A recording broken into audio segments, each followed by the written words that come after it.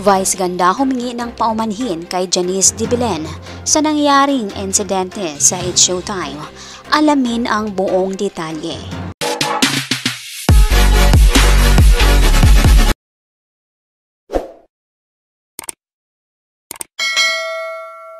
Magandang araw mga kaibigan, welcome back to our YouTube channel, Be Truth. Kinatuwaan ng netizens ang tila gigil na reaksyon ni Janice de Belen dahil hindi siya nakakuha ng chicharong pinagsasaluhan ng It's Showtime host sa segment ng Mini Miss You kahapon, August 23, 2023. Isa si Janice sa mga hurado ng segment. Sa nasabing segment, ang batang contestant mula sa Caloocan ay nasasabak sa aktingan habang nasa hapagkainan sila. Ang ama ng bata ay may high blood di umano, kaya naman dapat daw sawayin ng contestant kapag kumakain ito ng mga bawal. Nang magsimula ng aktingan portion, binuhat ni Vice ang isang bowl ng chicharon at ipinakain kunyari sa mga bisita ng pamilya ng bata, kumukuha ng ibang It's Showtime host. Pero nang akmang kukuha na si Janice ay hindi siya napansin ni Vice, kaya tila napahiya ang aktres.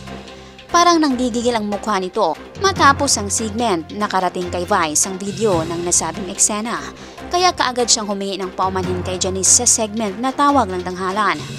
Nakaalis na si Janice sa studio matapos ang Mini Miss You segment. Anya, bago ang lahat gusto ko lang humingi ng paumanhin kay Miss Janice de Belen.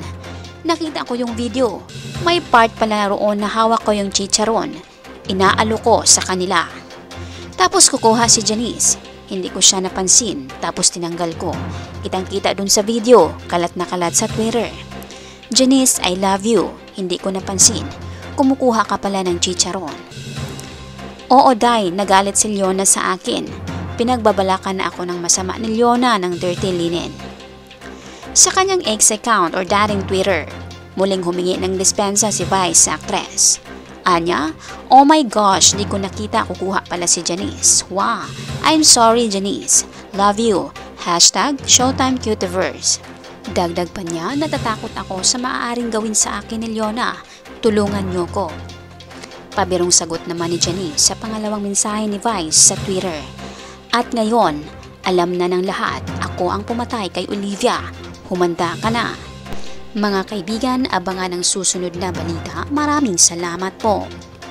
By the way, mga kaibigan, mag-shoutout na naman po tayo sa mga latest or newest comment ng aming minamahal na viewers. Malakas ang shoutout sa ating latest commentator na si Marisa Bukingkito, Pink Shirley, Mga Chismosa, at Marites Tan. Malakas ang palakpak po sa inyong lahat. Marami pong salamat sa inyong pagbibisita at pag-effort na rin na magkomento. Pasalamatan din po namin kayong lahat naming minamahal na viewers.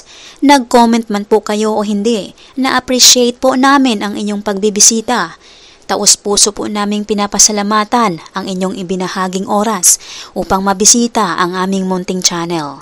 Saan man po kayo naroroon, mag-ingat po kayo lagi. Malakas ang palakpak po sa inyong lahat.